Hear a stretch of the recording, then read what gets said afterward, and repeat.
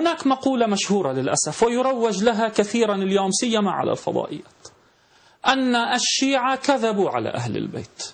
نحن نجل أهل البيت ونحترم أهل البيت ونحب أهل البيت، إلا أن الشيعة كذبوا على أهل البيت. في الحقيقة أنا هذه المسألة من المضحكات المبكيات، من المضحكات المبكيات، حقيقة مضحك مبكي. والسبب في ذلك يا أخي أنا أريد أن أتنزل. الشيعة كذبوا على أئمة أهل البيت عليهم السلام.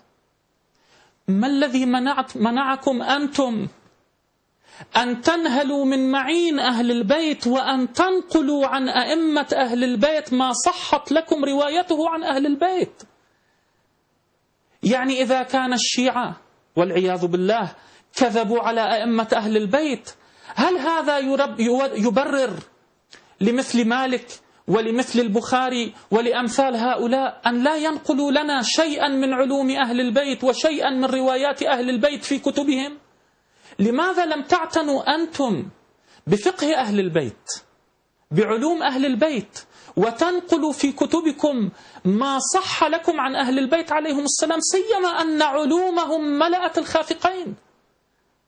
الإمام الصادق عليه السلام باعتراف خصومه ومناوئيه علومه ورواياته ملأت الخافقين. يا أخي فليكن لنا عتب جميل، والعتب على قدر المحبة. لماذا هجرتم أهل بيت نبيكم؟ رسول الله صلى الله عليه وآله يوم القيامة حين يسأل الشيعي: أيها الشيعي فانظروا كيف تخلفوني فيهما، كيف تعاملت مع أهل البيت بعد وفاتي، كيف خلفتني في أهل بيتي؟ يقول له الشيعي: يا رسول الله لقد أحببتهم وتوليتهم واقتديت بهم وتبرأت من أعدائهم وقتلتهم، ورويت ونقلت علومهم وبثثتها بين الناس. ولكن الطرف المقابل ماذا يقول؟ أحببنا أهل البيت بالكلام فقط. كيف خلفنا رسول الله في أهل البيت؟